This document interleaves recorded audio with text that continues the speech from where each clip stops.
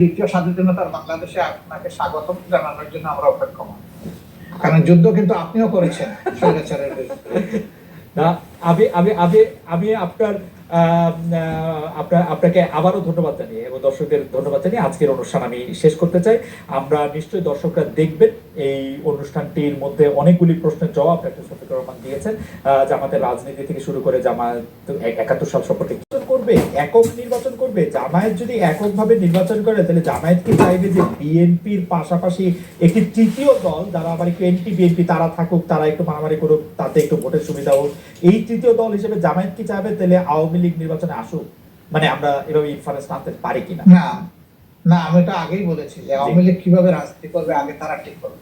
যারা একটা গণহত্যা ঘটিয়েছে, এখনো তাজা রক্ত ভাসতেছে, এখনো হাজার হাজার ছাত্র ছাত্রী যুবক শ্রমিক এখন আহত হয়ে কাতরাচ্ছে হাসপাতালের বেডে, তারা কিভাবে নির্বাচন করার চিন্তা করবে?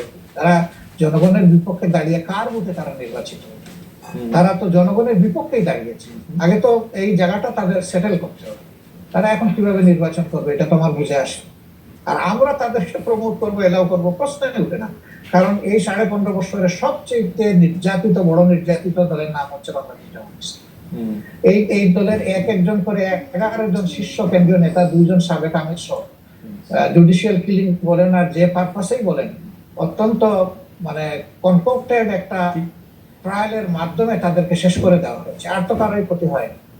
কিন্তু নম্বর হচ্ছে আমাদের সবগুলো অফিস ছিল সিলগালা করা। কিন্তু নম্বর হচ্ছে যে আমরাই একমাত্র সৌভাগ্যবান বা দুর্ভাগ্যবান দল যাদের উপর ঝাল মুটাইতে গিয়ে আমাদের নেতাকর্মীদের বাড়ি বোল্ডোজার দিয়ে ভাঙা হয়েছে। এটা কিন্তু আর কারো বাড়িতে যায় না।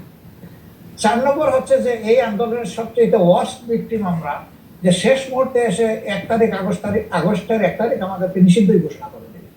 এরকম একটা দল কিভাবে চাইবে যে দলটা এত সন্ত্রাস এত ফ্যাসিজম চালাইলো তারাই আবার এসে জনগণের এখানে স্পেস নোক? আমরা তো এটা চাইতে পারি না, মরালি চাইতে পারি। ডক্টর শফিকুর রহমান, আপনার কাছে কি মনে হয় না আপনি যে জায়গা থেকে আওয়ামী লীগের কথা বলছিলেন, নির্যাতনের কথা বা অন্য ইয়ার কথা, সেই ক্ষেত্রে সেই রাগ জামাতে ইসলামের বা সেই ক্ষোভ বা সেই হতাশা জামাতে ইসলামের অন্য রাজনৈতিক দলের উপর থাকতে পারে, বিশেষ করে বিএনপির ক্ষেত্রে যখন আপনাদের উপর এই রকম যেটাকে আপনি নির্যাতন বলছেন সেটি চলছিল, বিএনপি তো সেই অর্থে প্রতিবাদ জানায় নাই। আপনাদের কি রাগ বিএনপির উপর আছে তাহলে? না, আমাদের কোনো রাগ নাই, প্রত্যাশা ছিল। সব প্রত্যাশা সবসময় পূরণ হয় না, এই জন্য মাইন্ড করতে নাই। আচ্ছা, আপনি রাজনীতি অনেক বড় পরিসরের বিষয়। পারিবারিক, ব্যক্তিগত অথবা আপনার পেশাগত জীবনেও আপনার সব প্রত্যাশা চাইলেই আপনার পূরণ হবে। এই জন্য অনেক সময় ধৈর্য ধরার প্রয়োজন। আর এই ক্ষেত্রে মন যত বড় করা যাবে আপনি রাজনীতি অনেক বড় পরিসরের বিষয়। পারিবারিক, ব্যক্তিগত অথবা আপনার পেশাগত জীবনেও আপনার সব প্রত্যাশা চাইলেই আপনার পূরণ হবে। এই জন্য অনেক সময় ধৈর্য ধরার প্রয়োজন। আর এই ক্ষেত্রে মন যত বড় করা যাবে লস না। ডক্টর শফিকুর রহমান, আপনাকে অনেক ধন্যবাদ। অনেক দর্শক আজকে আপনার এই অনুষ্ঠান দেখেছেন, ৩১,০০০-এর বেশি দর্শক আসলে লাইভ ছিলেন আপনার এই অনুষ্ঠান দেখার ক্ষেত্রে। অনেক প্রশ্ন তারা পাঠিয়েছেন, সব প্রশ্ন আমি আসলে নাম তো বলতেই পারিনি, কিছু প্রশ্ন হয়তো আপনাকে করতে পেরেছি, কিন্তু আসলে একটি অসাধারণ অভিজ্ঞতা। আপনাকে অনেক ধরনের প্রশ্ন করা গেছে, আপনি সাবলীলভাবে আপনার জায়গা থেকে আপনি উত্তর দিয়েছেন। আমাদের অনেক ধন্যবাদ জানবেন, কারণ আমার কাছে মনে হয় দর্শকরা যদি এই অনুষ্ঠানটি আবারও দেখেন তাহলে দেখবেন যে এমন কোনো প্রশ্ন নাই যে প্রশ্ন আসলে ডক্টর শফিকুর রহমান উত্তর দেন নাই। তিনি তার প্ল্যাটফর্ম থেকে তিনি উত্তর দিয়েছেন। আপনি আবার মানে এটা রিপিটেড, এটা কয়বার বললাম আমি জানি না, আরো কয়েকবার বলতে চাই। আপনাকে অনেক অনেক ধন্যবাদ আমাদের কথা।